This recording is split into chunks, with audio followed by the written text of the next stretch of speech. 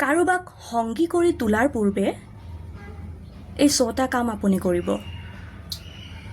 Number 1, কেৱল অনুভৱ নকৰিব, নিৰীক্ষণ কৰক সংগীৰ ব্যৱহাৰ কেনেকুৱা, অচিনাকি লোক, পৰিয়াল আৰু কাজিয়াৰ সময়ত কেনে ব্যৱহাৰ কৰে।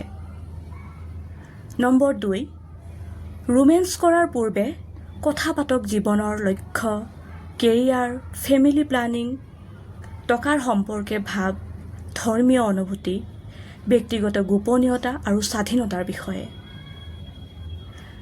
নম্বৰ 3, পৰীক্ষা কৰক ভুল কৰি ক্ষমা খোজে নে নোখোজে, সমালোচনা বেয়া পায় নেকি, মতানৈক্যৰ সময়ত ধৈৰ্য ধৰিব পাৰেনে।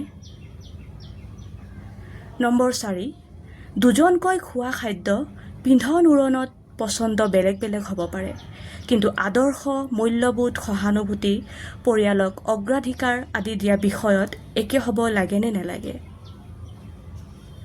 নম্বৰ 5, বন্ধু, থেৰাপিষ্ট, গুৰু এনেকুৱা সম্পৰ্কক লৈ নিৰপেক্ষ দৃষ্টিভংগী আগবঢ়াব পৰা কোনো এজন ব্যক্তিক জড়িত কৰিব খুজিলে কি কয় সেয়া আপুনি চাব।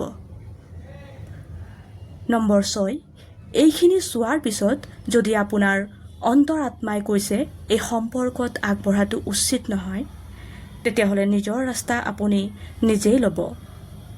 মনত ৰাখিব, কেৱল প্ৰেমেই এখন সংসাৰ গঢ়িব নোৱাৰে।